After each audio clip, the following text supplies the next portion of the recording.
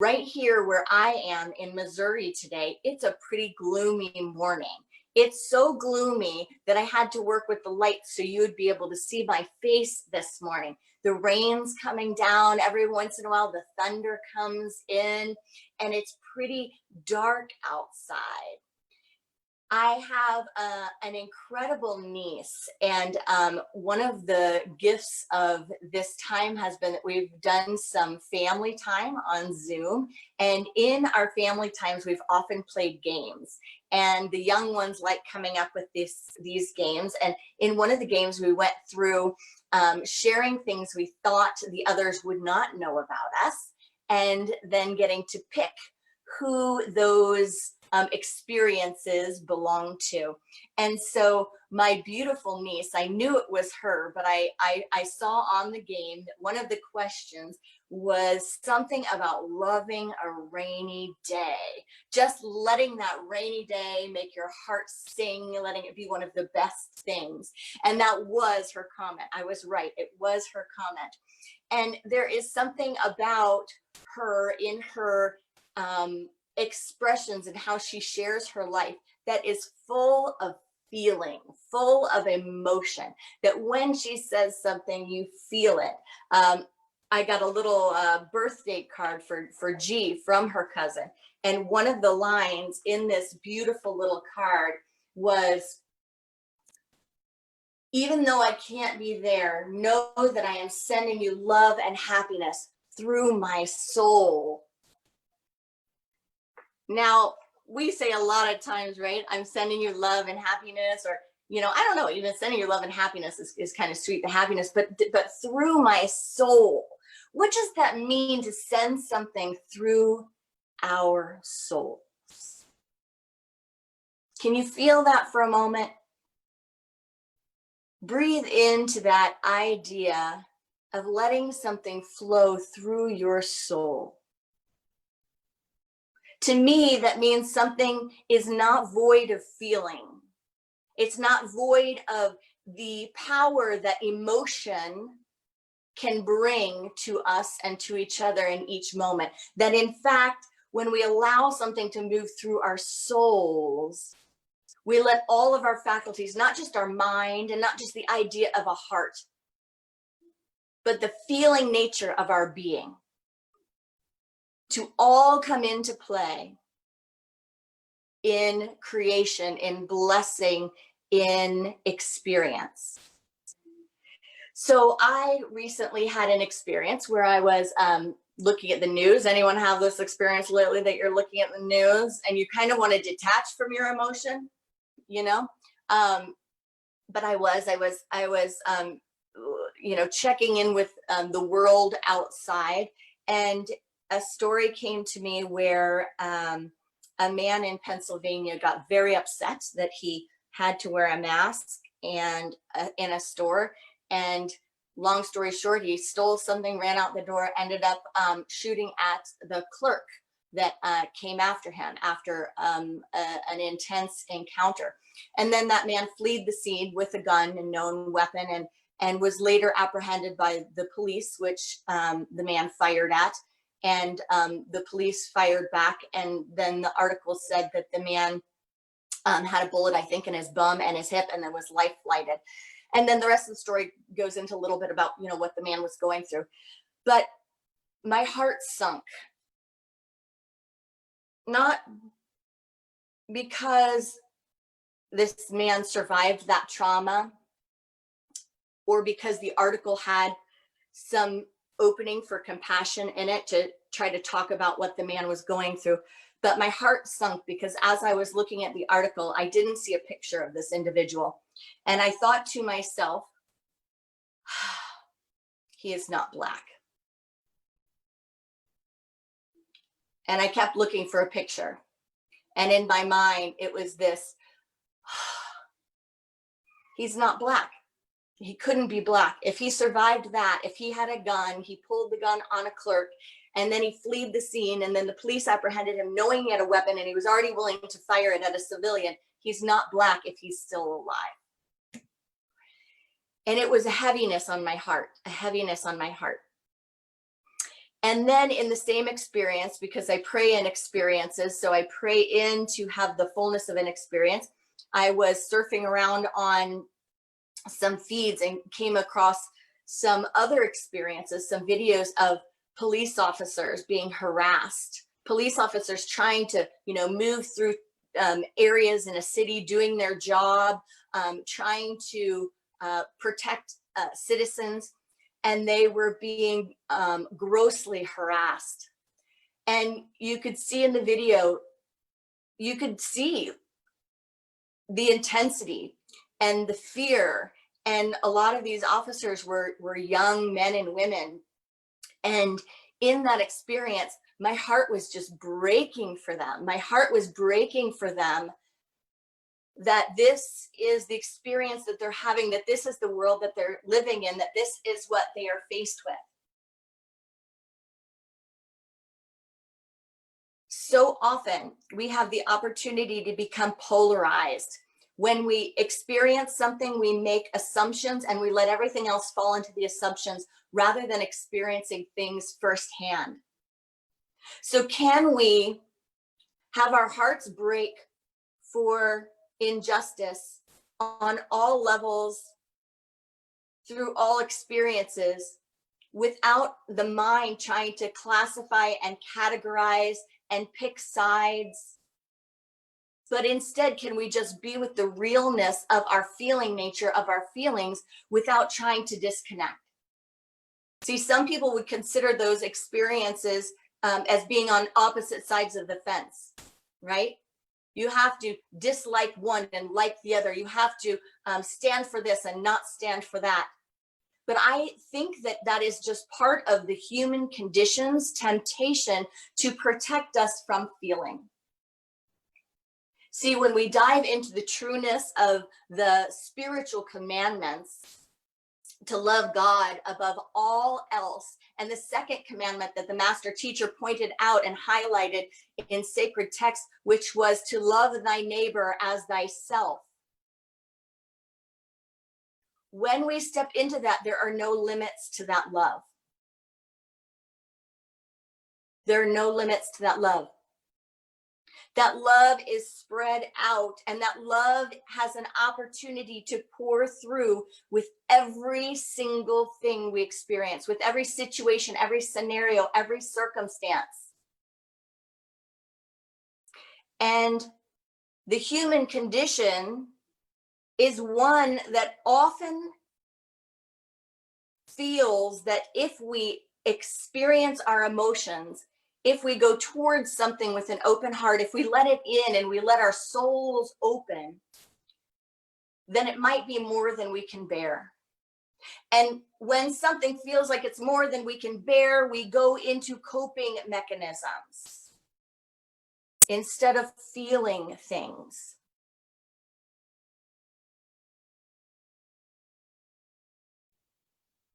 We have a tendency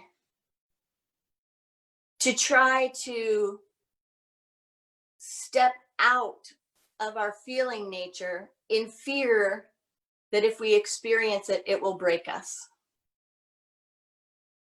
And what happens when we do that is we engage in a lot of dysfunctional defense mechanisms. We can become harsh, we can become attacking, we can disconnect and unplug.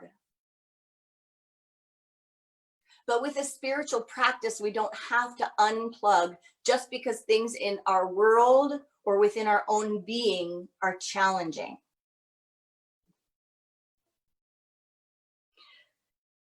All of us have news coming to us, whether or not we watch the news at all. We have people in our community going through difficult times. We have family members going through difficult times. And no doubt we ourselves go through difficult times. Stories that are sometimes stories that we can be distant from become experiences that draw us in, and the hardship hits home.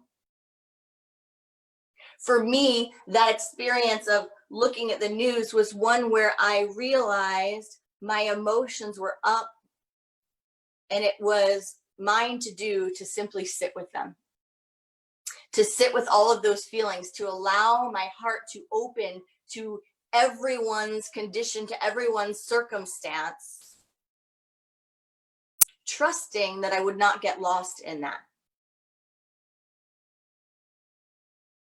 Why would I trust I wouldn't get lost in that? Because certainly we've gotten lost in emotions before, right? I mean, just raise your hand if you've ever gotten lost and stuck in emotions, right? We have a lot of hands up in the Zoom room. We don't do emotions and feelings too well in our culture. If we're dirty, we take a shower. If we're hungry, we eat. If we have feelings, big feelings, we don't always know what to do with them. We don't always know how to be with them. So our tendency is to try to avoid them or try to rush through them so that we don't get stuck in them. John 4:18 says, "There is no fear in love, but perfect love casts out all fear." Perfect love casts out all fears. Charles Fillmore called love the harmonizing faculty. But in order to activate, in order to step into that place where we need not fear our emotion, we need some spiritual tools, we need some skills so that we can be with these feelings and utilize them and let them be used in a spiritual way. When we dedicate ourselves in this practice in this way, I think I can really stand by this statement and say, you will not get lost, you will not get stuck. Because that harmonizing faculty that Charles Fillmore talked about is movement. It is movement. And that tendency to pull away actually disconnects us. It closes the door. We cannot find ourselves cut off from our feelings and not be cut off from our power. We cannot cut off ourselves from others or our world and not cut ourselves off from God. We cannot protect ourselves or distance ourselves from feelings without closing ourselves off from good. Think about relationships that you value. Think about relationships that you find restoring, renewing, nurturing, real.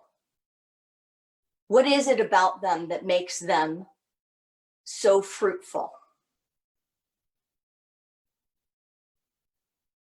There's vulnerability there. There's heart there. There's sharing there. There's a flow. There's a harmonizing. There's a connectivity. There's a communion. A communion. But everyone's had an experience where you have relationships where you just never go there, right? You just never go there.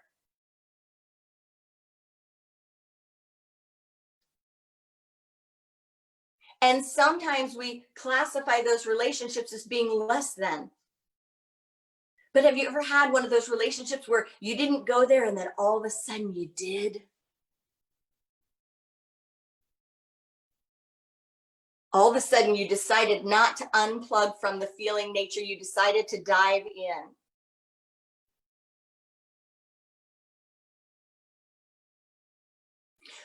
Our experience of God and God consciousness and God relationship comes alive when we feel it. It's one thing to read books, to have texts, to look at where everybody's fingers are pointing.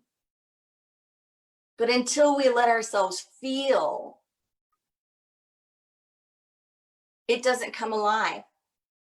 Until something can come through our soul, it's often dampened. So have you given yourself space to feel? And what does it look like for you as a spiritual practice? If you feel like you've given yourself some space, but it's always knocking at the door, let's pay attention and pray up attention that we might expand our spiritual practice around our feeling nature and around our emotions so that we can utilize them for the greatest good.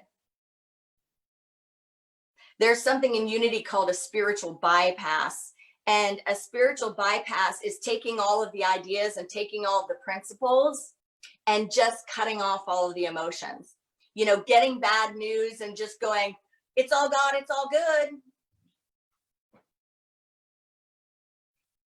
Seeing something that is heartbreaking and just going, well, law of mind action, they created it. They got to live with it. You know what? God's there. They'll be fine. A spiritual bypass is in our own lives,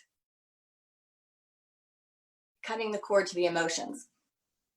Just going, I can see this. I know this is going on, but I don't have time for this. I can't feel this. I can't get stuck in this.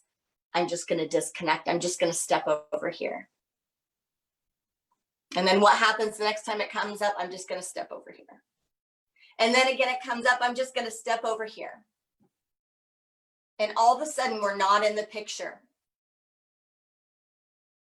All of a sudden, we're wondering why space feels empty, why we feel empty, why it feels like something is missing or something is lacking. Because we can't disconnect with our lives without disconnecting from self, disconnecting from God. So are we willing to take the deep dive to be with the fear of getting lost, but know that we will break through? Because what we experience, what is triggered by emotions, and there's a distinction here between emotions and feeling, but emotions are those things that come up that trigger us, and then feeling it is us experiencing it, us allowing those feelings space. Those experiences, those triggers are there whether or not we want to feel them. But if we stifle them, if we constrict them,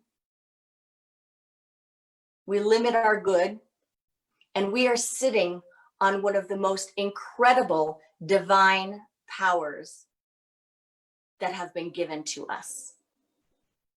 See, the law of mind action in Unity, we say the law of mind action, but it's not the law of mind action, it's the law of mind heart action.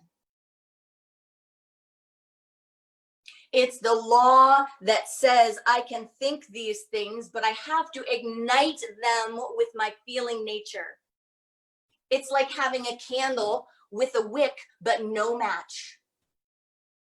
It's like making a soup or a sauce, but no spice. It's missing the activator, and the activator comes when we connect, when we feel. It's part of our nature. If it wasn't part of our nature, it wouldn't be God-given, and it wouldn't be here for each one of us. So are we willing to stop wrestling with it? Are we willing to stop wrestling with it and instead ask what it has for us? Because in Unity, we have a great vision of co-creating a world that works for all. But we can't create that world unless we can feel our way into it and allow it to express through our souls. Most healing work, if not all of it, has an emotional component to it, a feeling component.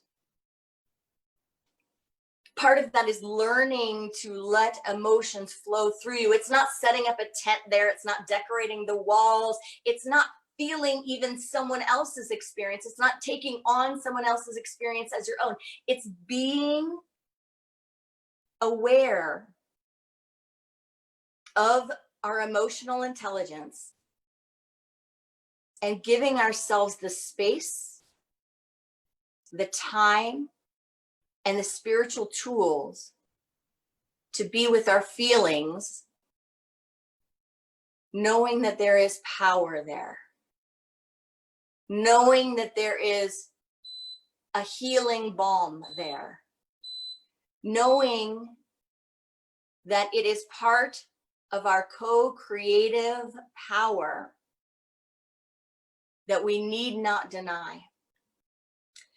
I know a woman who had relationship issues her whole life. She went from relationship to relationship, getting lost in the world of the men that she was with. And then finally she woke up to this knowing and decided to do some work, and decided in that process that she was not going to date. She was going to have a period of time without men, because she realized she went from man to man to man, and realized that she lost herself in those relationships. And so this woman engaged in reading and thinking and journaling. And years went by, 12 years, in fact, where there wasn't a relationship. And then all of a sudden in the 12th year, there was a relationship, and someone came into the picture.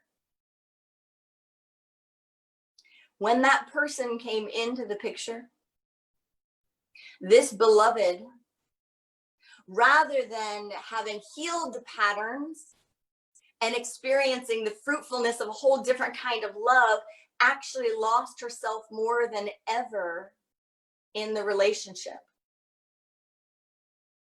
Why? Because the deep work, the feeling work, the real healing work hadn't been done. An unplugging had been done. A disconnecting of the emotions, a disconnecting of the patterns, a disconnecting of the experiences had been done. And there had been so much space. You would have thought that that space could heal anything. But we can walk into a church without being spiritual. We can engage in a relationship without experiencing the fullness of love. And we can be present to our world and stay stoic. But that's not what the master teacher taught. The master teacher taught that it is safe to feel your feelings and to go where other people disconnect, where other people don't want to touch the dis-ease. The master teacher taught that that's how you set the world on fire in a good way. That it's safe to go there. So have you given yourself space to go there?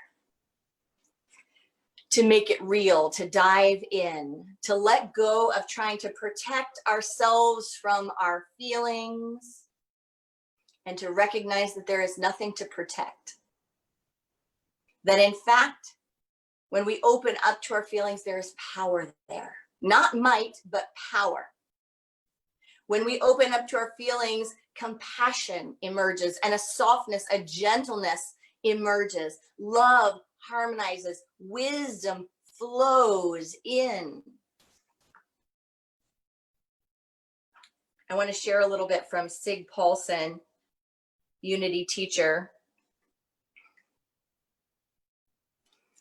He says, the wise man always uses the greatest energy available to him in meeting the problem or opportunity presented to him for fulfillment.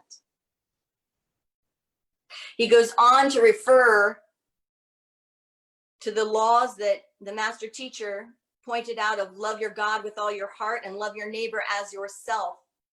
And he said the master teacher Jesus singled them out as the greatest and wisest instruction, and went so far as to say that on them hang the law and prophecies of all time, which well means that all revelations and truth are hung up or blocked until these two commandments are carried out. Until these two commandments are carried out, we can experience ourselves as blocked or recognize that the power is in moving into them.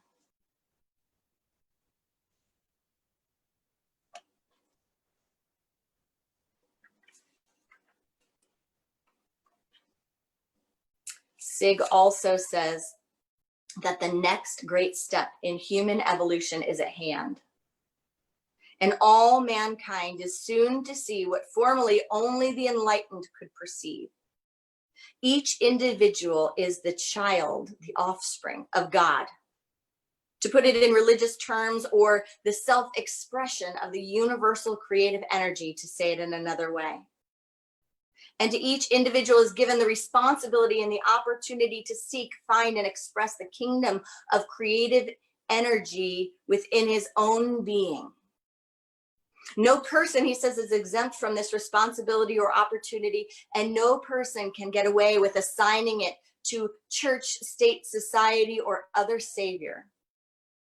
There is no, as we say, passing the buck or evading our share of what needs to be done in this spiritual age. So as we take on feelings as a spiritual practice, what are our practical steps? What do we do with them? When they come up, we acknowledge them. We recognize that they are inviting us into deeper connection, not deeper despair. So just think, in that moment that they are triggered, think about all of the relationships that you have had, all of the experiences that you have had that have been made richer by going there, by allowing feelings to come to life. And make a commitment to yourself not to disconnect. So yeah, that may mean taking a Saturday and getting nothing done, but just being. It might mean taking a night or taking time after you read some articles, or after you hear a story from a friend, or after you get some interesting news, and just allowing the tears to fall.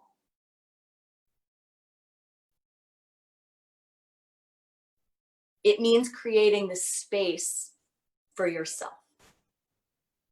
You wouldn't stop eating and stop showering. Well, we might. Who knows if we never get out of this house again? Just kidding.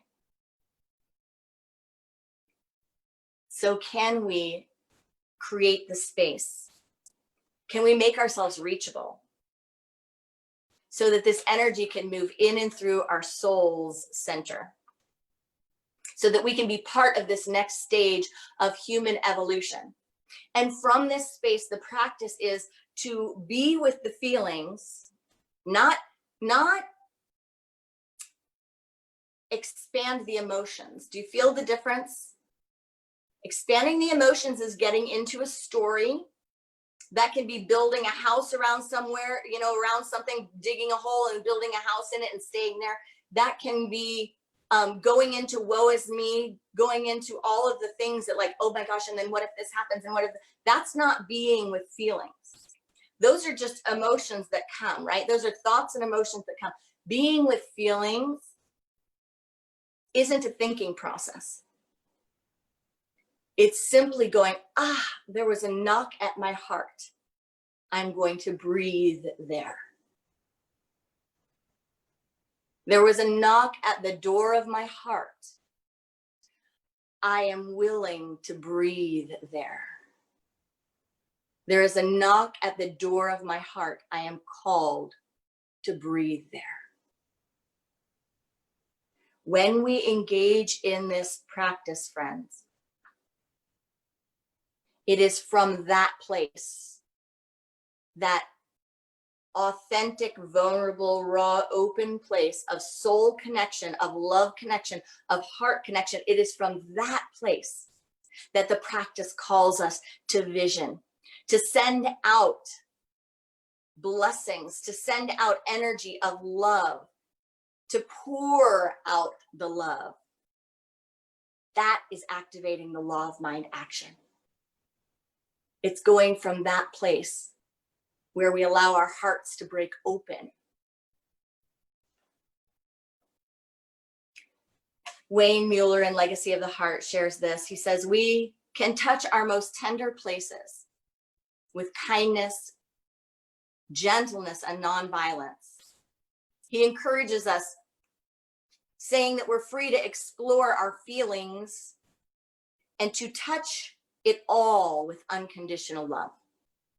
He says the more we meet ourselves with love instead of violence and judgment, the more available and open we are to being seen, being known, and being intimately cared for by ourselves and by others.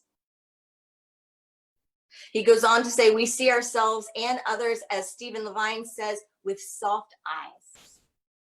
Not with eyes that distort or deny, but with eyes that attend more gently to the full spectrum of what is true.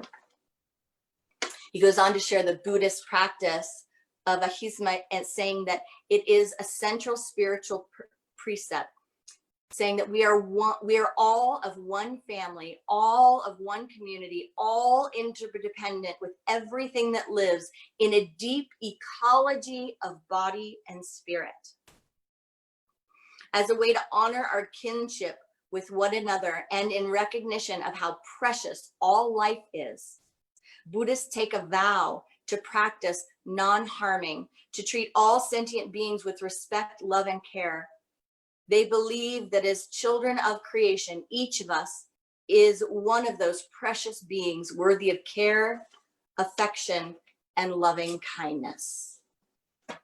So can we open our hearts more fully to recognizing the power of that practice and to courageously step forward into experiences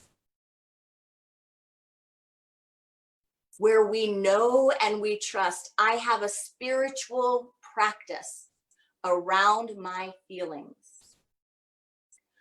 I notice the knock at the door of my heart. I create space to feel my feelings, not to fly with emotions and worry, but to feel my feelings. I allow my heart to break open for all of humanity, knowing that God is there. And I use and dedicate this energy of emotion and feeling to visioning, blessing, and pouring out the love. Sig Paulson said the feeling of love is the spirit of truth that ultimately leads us into all the good that has been prepared for expression through us. When we allow ourselves to enter into the heart of humanity, we cannot help but find God there. Namaste.